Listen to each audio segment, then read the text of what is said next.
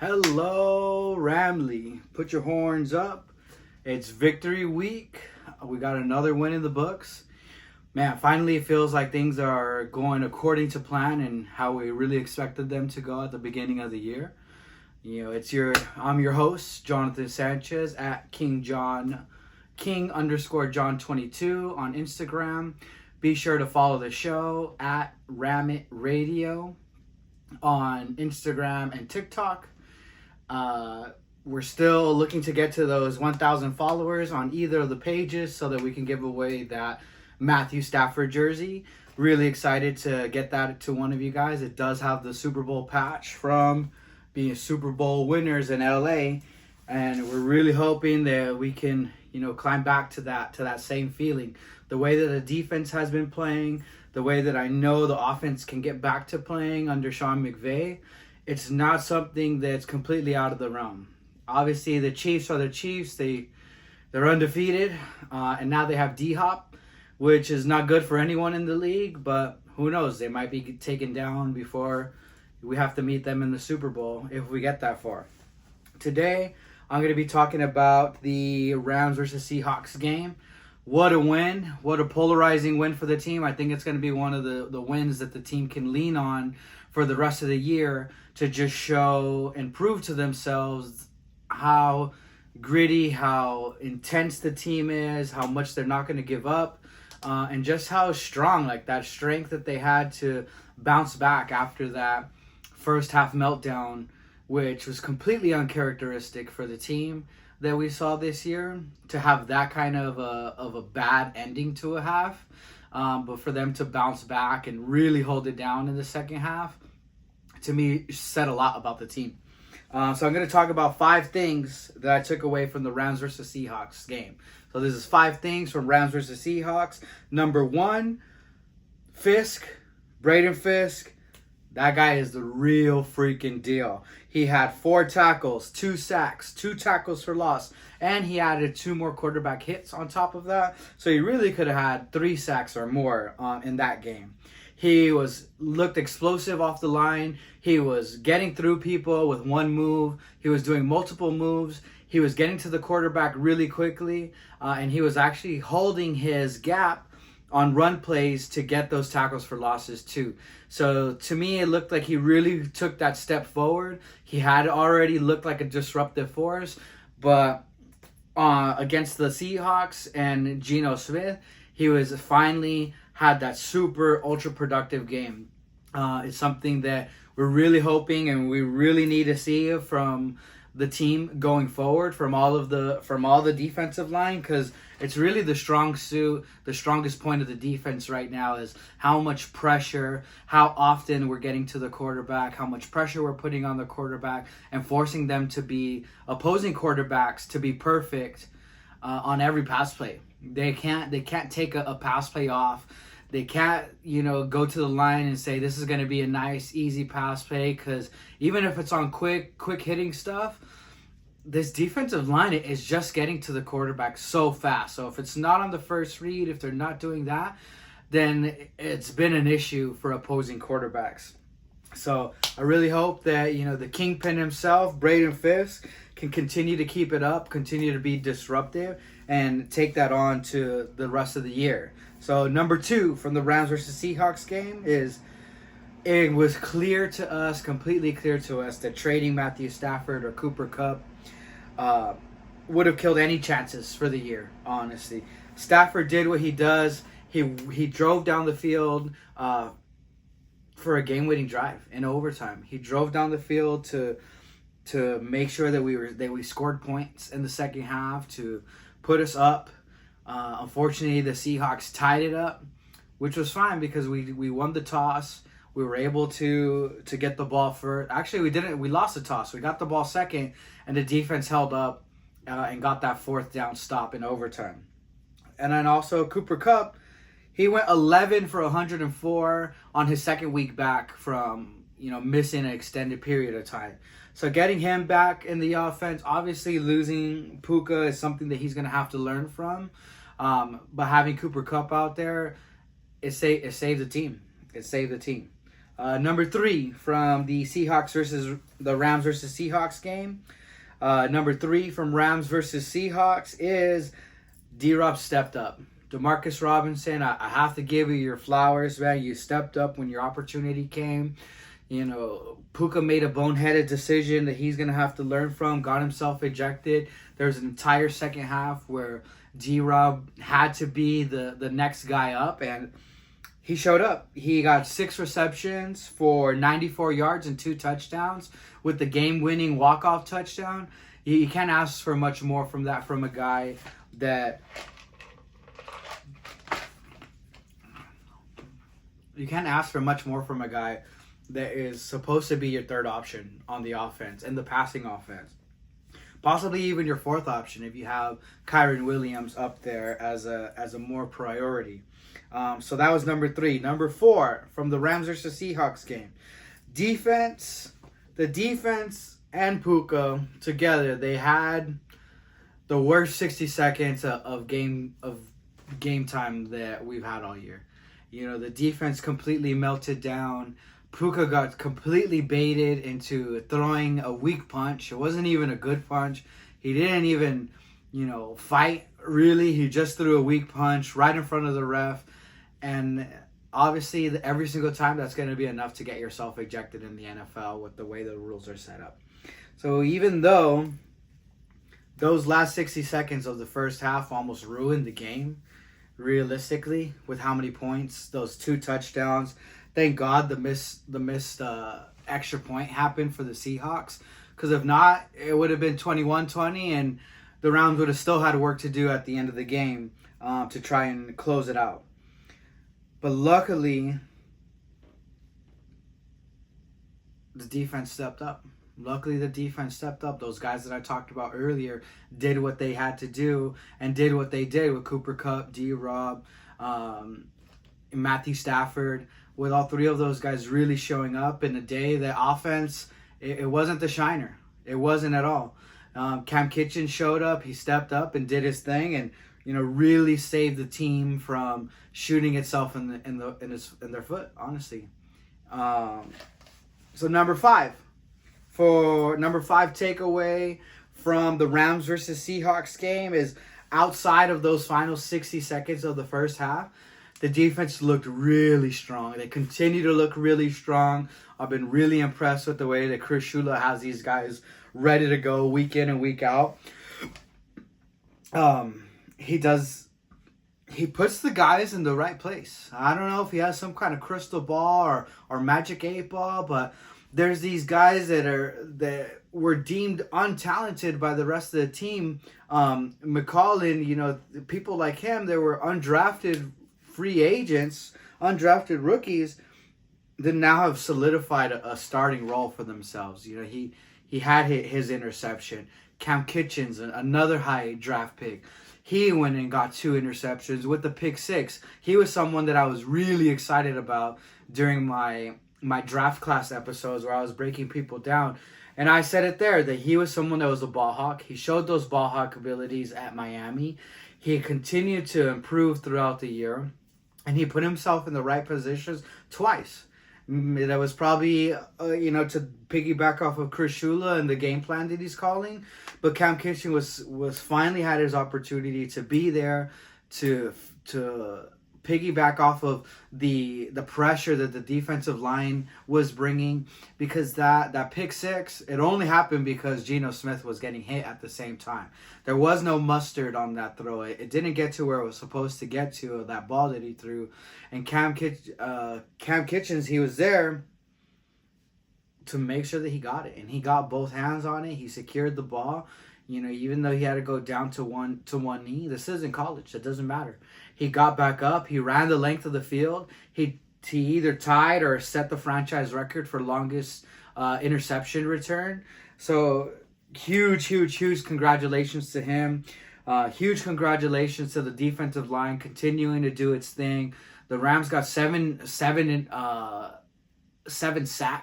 against the Seahawks. They had 3 interceptions against the Seahawks. It was a day that really turned things around for the story that was being written by their own defense on the road. Before that, I think they were -3 turnover differential, and those three got them a lot closer. I know Matthew Stafford, I'm pretty sure he had an interception as well, so it didn't bring us all the way back, but it really closed the gap as far as that differential goes. It's still definitely clear that the linebacking core needs some help. Hummel is not the same guy that he was in preseason. He's not playing as freely. There's probably a bigger emphasis on him to make sure that his job is getting done. Roseboom is a liability in pass coverage. You see it every single time he has to cover a route. He doesn't have close coverage. He doesn't tackle, and stop yards after the catch.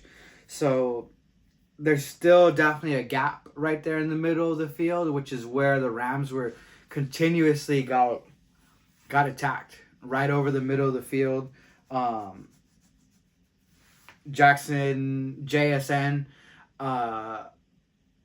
he looked like a superstar, and I think that's the third time this year that some younger receiver, some receiver that isn't that high on the overall receiver board of the NFL has looked like a complete superstar, like a top 5 guy against the Rams.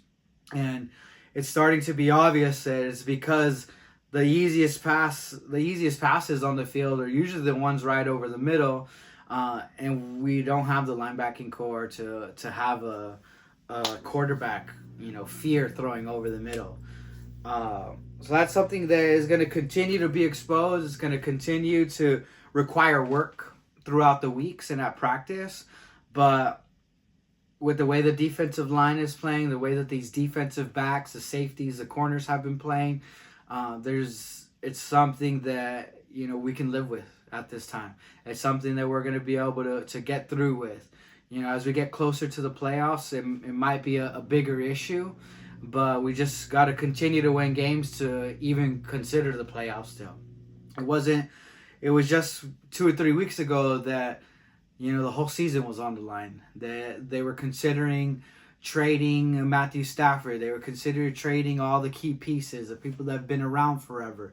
Now, with the wins that they've been able to rattle off in a row, the losses that some of these other teams in the NFC West have had, it's something that is an actual realistic possibility again for the team.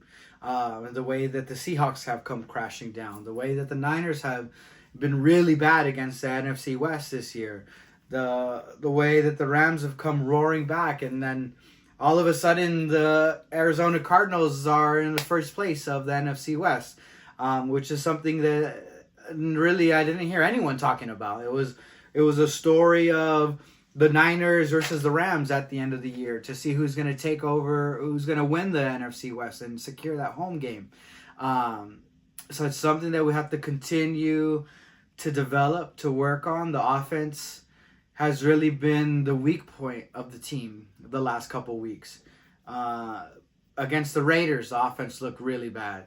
Against the Vikings, they kind of bounced back, look a little better, but it was still a defensive show. Now against the Seahawks, the offense looked anemic at times. There was times where they couldn't move the ball at all. They couldn't get a first down. Then all of a sudden, towards that end of the game, Sean McVay started using those rollouts. He started using those bootlegs. He started getting Stafford on the run and having a two read play, but moving the entire defense to one side and then coming back on the other end really opened things up for the offense, really opened things up for the pass game. The run game never really took off at all. It was a battle of defenses for that game. And it's something to continue to expect in these NFC West games, because none of the games have been easy for any of the teams. So, I'm really excited to continue covering the team, to continue watching the games. I'm going to watch every game anyways. I'm going to be at SoFi again for the 11-11 game, the Veterans Day game against the Dolphins. Like I've said in the past, I own season tickets. I own seats right there in section 211. So if you see me out there, definitely come give me a holler, give me a high five. It seems to be a seller section, so there's always opposing fans in my section. So if there's any more Rams fans, please come by. Please come by and see me. Please come and holler at me. I need people to yell and scream with, and you'll know it's me because I'm going to be the guy that's screaming on third down. I'm going to be the guy that's jumping up and down. I'm going to be the guy that is really trying to get the crowd riled up. Because there's nothing like this. There's nothing like having the NFL back in LA. It's so exciting. It's so exhilarating. I've been to so many college games here in LA because we've always had that. And none of those experiences ever compare to what we get at SoFi Stadium. So please come by and see me. And as far as this upcoming game against the Dolphins, let me give you 3 things that I think are going to be keys against the Dolphins. Their offense has been really bad too. They finally got Tua back, but even with Tua back, they didn't put up too much of a fight in their previous game against the Bills, I want to say. And the Bills are a really good team. So don't put that over their heads. They still have Tyreek Hill. What is going to be important there is Darius Williams to stay on Tyreek Hill, for Chris Shula to continue to utilize that blitzing zone scheme that he's been running, and to pull a fast one on Tua. He doesn't look like he's ready to be back out there on the field. He still looks like he's getting his gears back together, that he's still oiling the machine. So he definitely looks someone that can be exposed, especially when when he's being rushed, especially when he's being attacked. He's gonna be obviously focusing and prioritizing his health and safety right now. So if the Rams can continue to do what they've been doing as far as getting after the quarterback, as far as rushing a quarterback, forcing them to make quick decisions, I think that's going to be huge. So number 1, continue to rush and pressure the quarterback. Number 2 is going to be to always keep a prioritization on the options outside of Tyreek Hill. Being a Tyreek Hill fantasy football owner and watching a lot of those Dolphins games, just because I like to watch my guys play, my fantasy team play, it's clear that he isn't the number 1 option right now. It's clear that not everything is flowing through Tyreek Hill, because there has been an obvious focus from defenses to double team him, triple team him, have some kind of high-low bracket on him, inside-outside bracketing, or all 4 at the same time. And that they're really going to some of these other options, other weapons that they have on the team. So being focused enough to not let Tyreek Hill take over the game, but also having a wide enough aperture to not let another one of these lowered level skill-wise wide receivers look like a superstar. And number 3, the offense has to get it back together. I don't care if it's all through the run game again. If we have 150 rushing yards, so be it. That'd be awesome. That means that the team is eating up a lot of time on the play clock. If it means that we're going to have 350 passing yards, awesome. So be it. That means we're getting a lot of first downs, probably lots of chunk plays. But the team has to get into the red zone and score points. So number 3 for me is to make sure that the red zone opportunities are solid, to make sure that they're executed on, to make sure that the red zone efficiency is above 70%. If we only get 2 out of 3, that's not good enough. That's only 66%. If we get 3 out of 4, that is good enough with the way the defense has been playing. So if we can put up 21 points, I am very, very confident that this defense can hold other teams under that to make sure that we walk out with a win. So those are my 3 things for the upcoming game, the Monday Night Football prime time on November 11th against the Miami Dolphins. Be there in SoFi Stadium. Get your tickets now. Try and be there early. Call out if you have to. Use the Veterans Day as an excuse. We want to be loud there. We want to be proud there. And we want to cheer on our Rams. So go Horns. Put your horns on. Get your watermelons cut up. Do all of that stuff. Be loud on third down. Be quiet when it's on offense. And talk some smack. Talk some smack when you're out there. That's my favorite part of the game. It's not that serious. Don't fight. Don't fight. But talk some smack. Have some fun. Have some fun with these Miami Dolphins fans. I'm someone that I'm always talking the whole game. We could be losing, we could be winning, but I'm always talking. And then at the end of the game, towards the fourth quarter, I'm dapping up the other team, just to letting know that it's all, fun and games. If someone says something a little too crazy, then you got to do what you got to do. But don't fight, It's not that serious. We're Rams fans. We had to deal with a lot. Remember those St. Louis days. I've been a Rams fan my whole life. People ask me, oh, you just became a Rams fan? No way. No way. I've been a Rams fan since Isaac Bruce, since Torrey Holt, since Steven Jackson. So, I know what it's like to have those 2-win seasons. But I know what it's like to be a Super Bowl champion too. And that's what we want to get back to. And that's what it feels like we're on the cusp of being again. And, there's been teams before that they've crawled and clawed and fought their way straight to that Super Bowl, straight to that NFC Championship game from a wild card spot. And the good thing is, we're not even looking at a wild card spot right now. We still have a chance to force a home game as a NFC West winner. We might have to still play during the wild card week, but who cares? If we get another home game, playoff home game, that's what it's all about, baby. That is what it's all about. So continue to support your team. Go Rams. I'm your host, Jonathan Sanchez, at King_John22 on Instagram, at Ramit Radio on TikTok and Instagram. Give me a follow. Give me a shout.